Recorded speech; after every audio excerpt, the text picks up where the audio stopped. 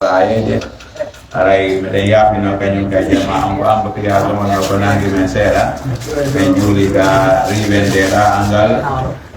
rin 35 angal wendeɗa min wuronide e jamaji ɗin min wawi hotugol ɗo aray ɗo jangga ayeje en direct ustade naata e tarjama ayeje ɗen aray ɗo waɗi ɗum taw ko jeeyaɓe e ustade yimɓe an guine ɓi komin wonno faykoy ka senagol waɗana men darsuji waɗana men ko wiyete kon examen ji waɗana men ko wiyete kon séminaire ji ko e muɗum haray meɗen jarnaɓe e muɗum haray ko suratu al araf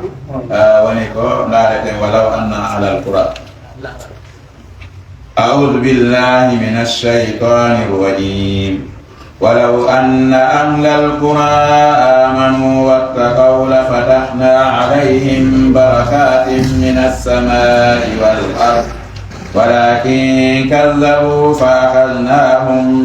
فأخذناهم بما كانوا يكسبون أفأمن أهل القرى أن يأتيهم بأسنا بياتا وهم نائمون أوأمن أهل القرى أن يأتيهم بأسنا ضحى وهم يلعبون أفأمنوا مكر الله فلا يأمن مكر الله إلا القوم الخاسرون أولم يهد للذين يرثون الأرض من بعد أهلها أن لو نشاء أصبناهم بذنوبهم ونطبع على قلوبهم فهم لا يسمعون تلك القرى نقص عليك من أنبائها ولقد جاءتهم رسلهم بالبينات فما كانوا ليؤمنوا بما كذبوا من قبل كذلك يطبع الله على قلوب الكافرين وما وجدنا لأكثرهم من عهد وإن وجدنا أكثرهم لفاسقين. Wahai harga dan doa kisah Nabi Musa ini betul. Insyaallah. Kapan ujian jago? Iya.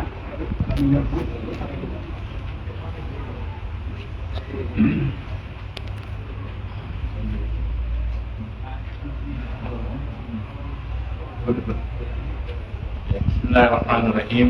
Alhamdulillahi rabbil alamin. وصلى الله وسلم على رسوله الأمين وعلى آله وعلى صحبه أجمعين وبعد. إخواني وأحبابي في الله أيها المشايخ الأساتذة الأجلاء أيها الطلبة الحضور الكريم أحييكم جميعا بتحية الإسلام وتحية الإسلام هو السلام. السلام عليكم ورحمة الله تعالى وبركاته.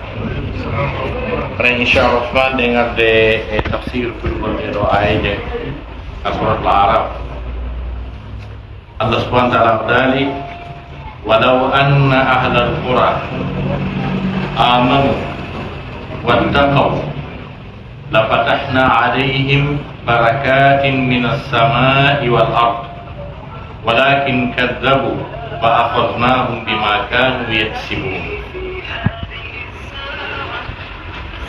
Donc pada ayat dia tawata harap pada double fast, memang fast ini. No di ayat harap fast koto de jogi, no di harap de jogi fast ini, no di ayat harap de jogi fast ini. Il y a des versets qui sont monophases. Il y a des versets qui ont deux phases, il y a des versets qui sont multiphases. C'est-à-dire quando spandano waliyu le fimu do ko tiare yimbe mofte be annaba be arno e mudum yottini be yeddi Allah hakika bi be Allah to wal fas go e mana ayon ko fekku be fas go e mana ayon ko fiundi confiance no ne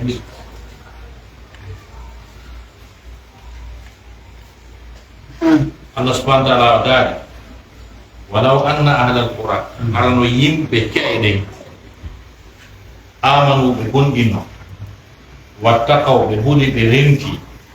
la fatahna alayhim min udditanayno ɓe barakatin moƴƴereji min assamai immorde ka kammo wal arde e ka leydi walakin ko woni ɗum kaddabu ɓe fenni fa akhadnahum min nangiri ɓe bima kanu sabu ko ɓe laati koye yaksibuna hiɓe faggito e bakkare yimɓe ɓe annaba ɓen feƴƴi ɓe annaba ɓe nela e mum ɓe yettini ha gasi ɓe yeddi Allah walan ɗon hakkille o wino si tawno hara ɓe gonɗinno ɓe renti e ko Allah walan ɗon haɗi kon Allah walan ɗon toppinayno barki moƴƴereji e maɓɓe kono ɓe yeddi Allah nangiri ɓe sabu ko ɓe faggiti e bakkare jonnon ni ngannal ngal ɓennal ngano no woodi yimɓe fewnditiɓe ɗo hande nangaɓe ngannal ngal ko noon ɗo waɗen faamu walaw anna ahlal qura harano yimɓe Dakar walaw anna ahlal qura harano yimɓe New York walaw anna ahlal qura harano yimɓe Paris walaw anna ahlal qura harano yimɓe Conakry walaw anna ahlal qura harano yimɓe Guinée Bissau ɓenno fof ko ahlal qura wiyete Allah daali har ɓeɗo amanu ɓe gonɗinno wattaqaw ɓe renti la fatahna alayhim min udditanaynoɓe barakatin moƴƴireji min assamai ummorde ka kam wal arde ka leydi e konngudi ardi ka alqur'ana ino sifo moƴƴireji ɗin ino jeeya e ko ɓuri mawnude e konngudi ɗin moƴƴere ɗi konngudi ɗi Allah wiyata ɗin albaraka wiyete kon barki si wiyama si Allah subhanahu wa ta'ala wi e baraka haray kala ko wiyete moƴƴere kon fof ino naati e nder mum ɓurtuɓerde no naati e nder baraka kella no naati e nder baraka sécurité no naati e nder baraka électricité no naati e nder baraka l'eau no naati e nder baraka stabilité politique no naati e nder baraka autosuffisance alimentaire heɓugol ko ñaama hara frappiraka heege no naati e nder baraka stabilité paix harana guerre bombude si ɗum no fof ala no naati e nder baraka cellal no naati e nder baraka développement no naati e nder baraka ɗum fof Allah wi si tawno yimɓe ɓe jaɓnoɓe famodire Allah waddayno ɗum subidana wi walakin kadabu kono ɓe fenni fa akhadnahum min nangiri ɓe bima kanu yaksibun min nangiri ɓe ko ɓe naati ɓe faggito e bakkare hakkude wonɓe wujjude wonɓe wadde corruption hakkude wonɓe finude hakkude wonɓe détournude hakkude wonɓe yettirde Allah subhanahu wa ta'ala noneji ɗin fof jam fo si peesi jam fo si ñawlike jam fo si yeeyi jam fo piiji ɗin fof tawa dendanagal noneji getti ɗin fof hiɓe nder muɗum on sey Allah addi jeeri addi ñabbeli addi metti ɓerde addi angal kuran addi angal ndiyam addi lamɓe bomɓe addi kidnapping addi dendanagal tana e bakkatuji kala probléme ji ɗiɓe heɓi ɗin fof nene mum e baba muɗum ko ɓay ɗiɗoɗi ɗi marsiraɓe ɓe waɗali amanu ɓe waɗali wattakaw ɓeeti tana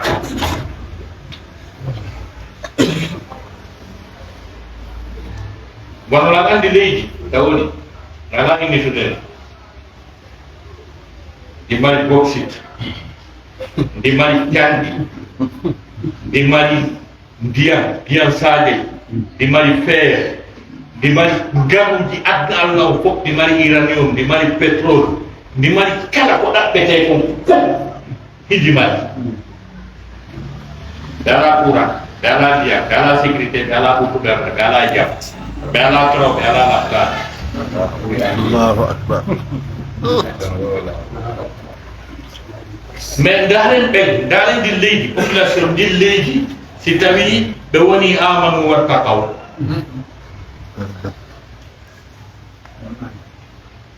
kala e maɓɓe mo halfinɗa place mo jam photo kala mo ñawnuɗa hettotako si ɓe yeeyima tew sa peesi toyke tawa ɓe ñamuma si ɓe yeeyima nebban nayyi ɓe jilli beer si ɓe yeeyima kosam ɓe ɓeydi ndiyam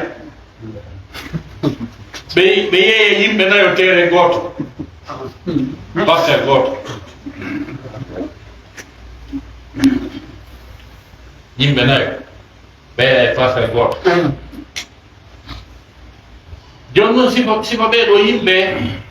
jikku maɓɓe on ene ɓe wayi noon ɓe wonani amanu ɓe wonani watta kaw condition o yo Allah addu barkiki walaw anna ahla alqura amanu wattaqaw la fatahna alayhim barakatin min as-samai wal ard la fatahna alayhim barakatin min as-samai wal ard kala ko iwruno ka kam avion tippinoɗo wo ko addata ko ñamete e ndiyam e lekki e moƴƴere kala avion tippiɗo kala ko iwri ka kammo ko moƴƴere adda kala ko yalti ka leydi transport note nafa fof kono tawi avion tippiɗo o ko imma ko drogue ma ko finkare ko yimɓe warire ko yimɓe hibbireji e wulde ko pijiri mum kala ko iwri doy barki jokka barki ala e mum kala ko woni ka leydi barki ala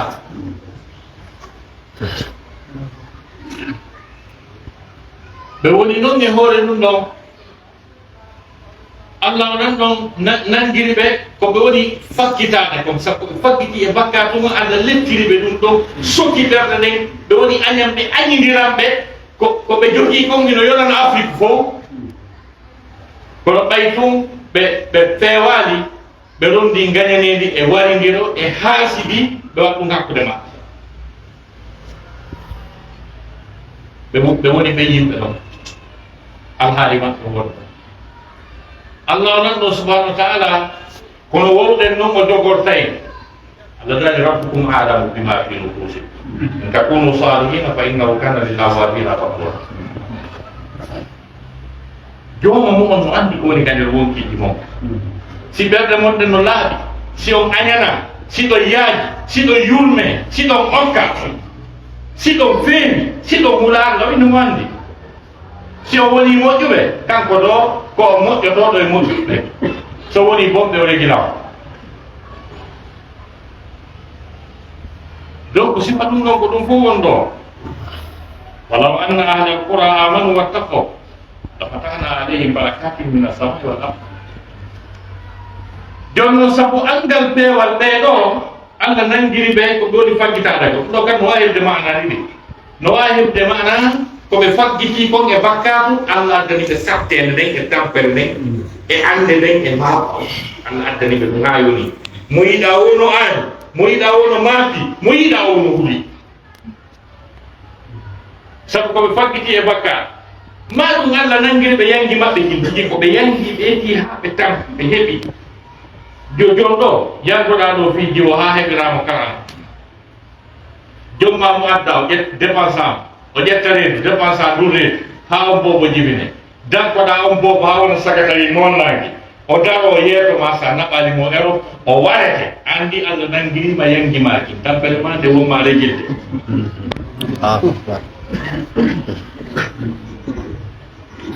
mawɓe ko ñande go ɓe filitannoɓe mbeɗi ɓiɗɗo maɓɓe go menatonoɓe wi warede so naɓali ero ɓeyni ɓe daares ko gonga ɓe yeega chambre maɓɓe ka dagge maɓɓe ɓe moƴƴini suddare wasi tawi ko kamɓe waali ɓe suudi ha moƴƴi ɓe suuɗi ga toilette ɓaawa toon pay kun ari ndaar ɗo mesure waɗi 2 bas sikke ko kamɓe tawi ko suddare nen ɓe waɗɓe tawi effectivement ko wi ko warani ɓen ɗon nayengi maɓɓe ɗin régli ɓe akhasnahum bima kanu yaksibun ala suudu no yangiɗa darnoɗa ha gasi waɗa bogoroje soka tigi an tigi nan soka hoorema ha goɗɗo sokuma sa darni suudu nga waɗi ɓuuro ha gasi a waɗi bogoroje ga kuuro ani ka salon a waɗi bogoro ani ka salon a waɗi bogoro a sokki peleteji ɗi fof anti fon tigi a sokki hoorema kalmum koye ana tikka nder gasi par ce que jonno ene ko buutoji ɗin mo sabbiɗa aray mba bonoji ɗin ko yimɓe sifama ɓayo fof on goɓɓe nokkeji goo aye otoje ɗen fof ɗo wala ka yaasi bonde baɓe ɗen sokatake woɓɓe walay ka yaasi par exemple wona ɗo wona Sénégal ɗo kalau to lando na gari do kaya singal galwani do kaya si do hita di so di kuso dal minna tinggal nurku go barte sappo tay ngal go ngal rupita tay non kapal kangal wata do miyobay ko tay kala ko windi porto ko for rupita may magka digal no wal mo kaya saranaka par ka yo ba ay do yimbe no wala do kaya ay do yimbe no yeya do kulu yahas go kidi wana duma on fore on habba ya goddo me mata donc yimɓe ɓen ɗo ɓe wi ko oɗo yo ɓe moƴƴu ɓe change mentalité ɓe moƴƴi allah wi wadde barke walaw anna hada alqura amanu wattaqaw fatahna alayhim barakatin min assamai wal ard walakin kadzabu fa akhadnahum bima kanu yaksibun ala dhalika afa amina ahlul qura an ya'tiyahum ba'suna bayatan e hara hino hooli yimɓe ceeɗen yimɓe caye ɓeya yimɓe caye feccunoɓe adduɓe annabaɓe mum ɓe yeddi ɓe halka allah daali wonɓe ɗo ɓen fewdo ɗo gorko jomba gorko debbo jomba debbo debbo darora ni gorko darora ni allah yedde riba ñaame ɗi piiji ɗo fof allah yedde tawi ko piiji ɗi tawata ɗin ɗon o wi ko guerre يا أيها الذين آمنوا اتقوا الله وذروا ما بقي من الربا فإن لم تفعلوا فأذنوا بحرب من الله ورسوله. Hey kono yo gondi be fude Allah terte riba so ngaccaay en nangondiray joni ko guerre contre Allah jokko be ɗin piiji yeddugol Allah subhanahu wa ta'ala Allah iske ɓe hooli afa amina ahlul qura e ara yimɓe keyɗen no hooli ɓe jogii garanti ɓe felliti ayi atiyahum de ronkata arde maɓɓe basuna lette amen ɗen bayatan jemma wahum tawa kamɓe naimuna hiɓe ɗani ye ha moƴƴa hoote waade tawa allah yeddanoma jemma ɗon o ndiyan ɗan ka waafu immo aranaka waylita ɗin fof otoje ɗen fof wonaka kam ma palmite yara fof lanna nde wotere ka ɓe waali ɗo ɓe anni janngo ɓe yahay golle wiyata bimbita fof mayino allah halti fof allah daali est ce que eɗen mbaɗi on garanti ɓe mooli ɗum donc yimɓe wonɓe yeddugol allah ɓe ala garanti ɓe ala sécurité wonɗo yeddude ko ɗum allah lanni jokkuɓe no yedda allah ɓe jokkuɓe no yedda allah ɓen allah daali so tawi ɓe ari ɓe waalike ɓe daaniki ɓe mari garanti jemma ɗon allah halkataɓe o accay ha weeta ko ɗum allah subahana wa taala allah subhanahu wa taala daali awa amina ahlul qura ka harano hooli yimɓe ceyɗe a yatihum nde arata e maɓɓe ba suna lette amen ɗen duhan ñalon wawumta kamɓe yan abuna heɓe fijude ka joɗɗa ɗon ina tappa D650 mon ɗiɗo ñammi ñamima damoa nga ndena tappa kartoa nga ndena pooɗa biniri ndena pooɗa ɗumawol ngol fewta ɗo andi fimmuɓe sugareji ɓen hakke ma ko ɓe yewi allah so ɓe pooɗi ɓe waɗay ni taw allah tey bas ko dow gaɓe nawiyta curti tey bas pimi waɗu ko wawɗa o allah subhanahu wa taala daari sanga ka ɓe woni yettude allah ɗo kiɓe jogui garanti allah halkanaɓe ɗo ɓe ala on garanti amaɓe hakkude ɗo ɗum ɓurana wi allah subhanahu wa taala daari afa aminu e ala hiɓe hooli makarallah fewje allah ɗen heɓe hooli fewjore allah nden ɓe hooli koforɗo allah no ku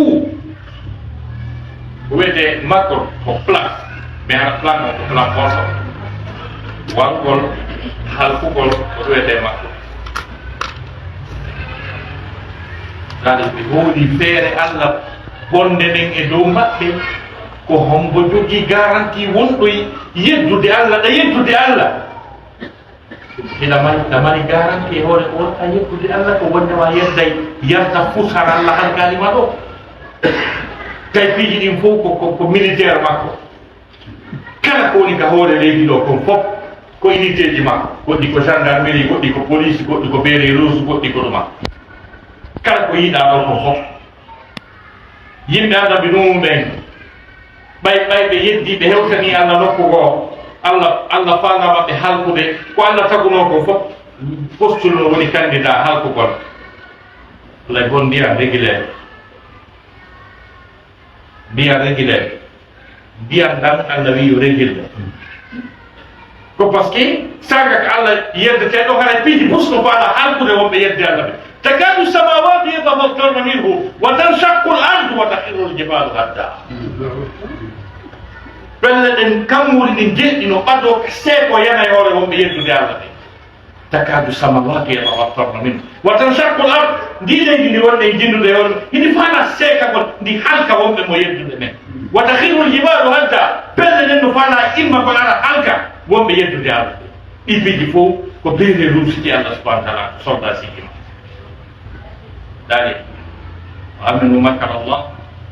woni pewje allah ɗen wonno hani ɓe ƴetta disposition allah subahana wa taala ɓawi ndiyam ɗa wone gueɗe hakke ma ndiyam ɗan ko welti ɓay fof ɗi halkugolɓe allah subahana wa taala ko wi falamma taga l ma hamalnakum fil jari inna lamma taga l mal hamalnakum fil jari nde ndiyam ɗam bewno ɗam fonsi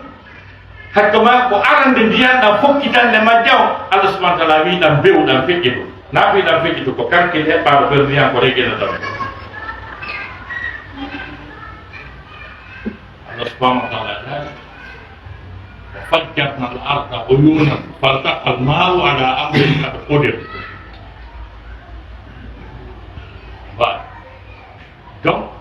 piiji ɗin ɗo fof ko pre halkugol bonɗo allah wi si bonɗon mo mari garanti o yetta yaltirani ko ɗum allah tan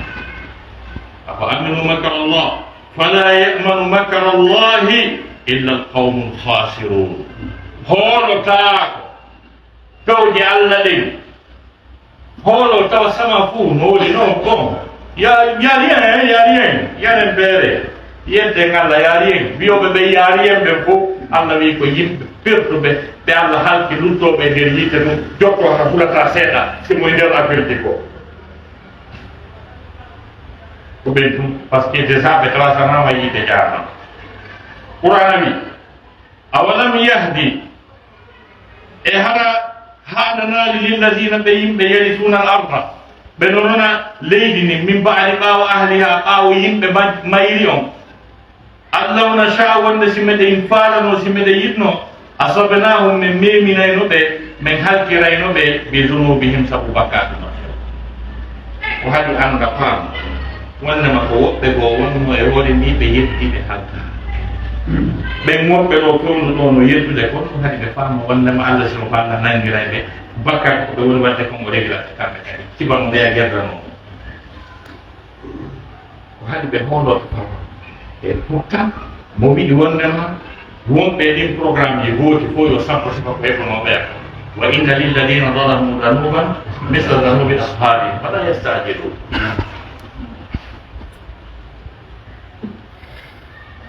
no wodani ɓey yimɓe wonɓe toñude memande lette nangande sifa ko mi heɓunoɓe tawi ɗum ɗay programme ko ɓeya ko sabbo ko maako ayna fi ko tooñi o wawata halkirde ɓeya hunde an wona e nde yaltira ni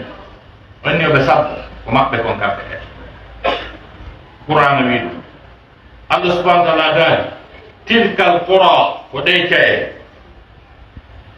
naqussu alayka woni ko ɓen qissanmo qisso e dow maɗa min ambalihim ga e kabaruji maɓɓe information ji maɓɓe récit ji maɓɓe histoire ji maɓɓe aywa ok asab wa natba'u min udda ala qulubihim kadarɗe maɓɓe fahum tawa kamɓe la yasmauna ɓe nana c'est-à-dire si on tigi yeddi allah ha hewti nokku ko allah soka e ɓernde tawande kadi hay kombo waji ma fini amaye e ko allah haɗi kon o naɓe o luttine yiide jarano on noon ɓuri huɓɓinade lette allah ɗe ɓurɗo huɓɓinade ko tuma o haccuma e ko boni kon ko fasilan kam ma bone tawa hande kadi a jawata e mum ala ko wurɓini ɓuuri tawa hande kadi danni mi haɗi sifade yayiji men tawi cheikh sarafoudine kama Sheikh Sharafuddin Kamara nyande ko ay mede ngira ay mede ngira ko deftere Al-Qur'an mo jodi kada ki ka hotel la jodi kada ni ko jango de ko ni ay tum jodo no ko dari tan sa te ka da no way ko wona jango no minni wo mi yaade Qur'an hay nukka bulata ka ni ma fi ni yaade tay ko ay jadi Allah subhanahu wa ta'ala yewti fi mudum kawi do wonna no wodi be do majin taw yitin rabbi situation taw si be yi lawol pewal be jogi to ta lawol se be yi lawol wajjere ko dum be jogi to lawol taw yi si ni be situation Allahu akbar yattakhidhu sabila wa yaraw sabila rusdi la yattakhidhu sabila bi sama sauka kumpan kuno ngol binare ko tuma Allah habbi don haka wa joni o yeto ma ko nada ta yite ko tigina da ta aljanna hodo da ko nada ta aljanna ko sa memi anata yite hodo da c'est fini onon ko dirta berde berde tilka alqura ko de tay naqussu alayka min isu edomala min ambaiha gae kabaruji majje ولقد جاءتهم بني أريب رسلهم نلا بمقبن أتني بالبينات والجاج بيني فما كانوا ليؤمنوا بلا تأكيد بقولنا بما كذبوا لنكو بيد من قبل فاتي لكن كو بيد دونو أرى نكو هاga sebehal kakam bekari begoni tabung hande kakak behalke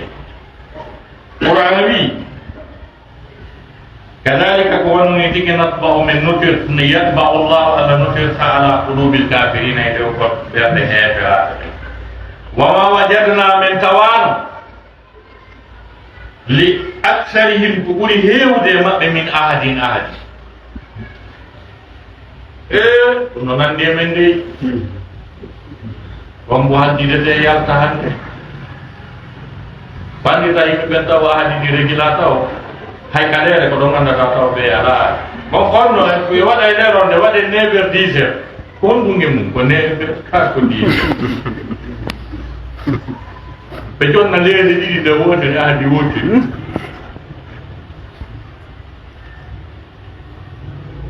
ata be men hal kuno ko borno hewde makko men tawrano be ay kala ko be haldi dal mo marsati tay ɗum probléme maɓɓe go ɓe hakkira enen kadi ɗum no heewi jowɗa wayi wajadna komin tawi aksarahum ko ɓuri hewde maɓɓe no fasiqina ko yaltuɓe ley ɗo faas ɗumen tagi ma summa lefti ba asra a ko ɗon e ok ko ɗo dattune ok dawde noon ne yeroe sarga juuɓe salamu aleykum aleykum salam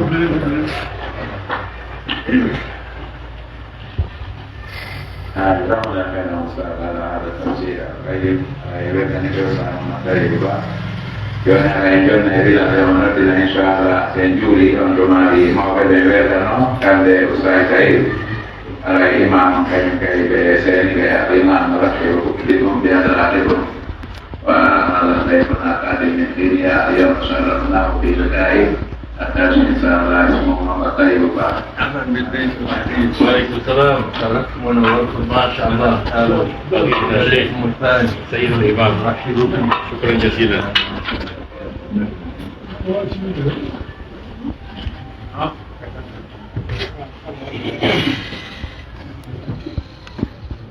Allahu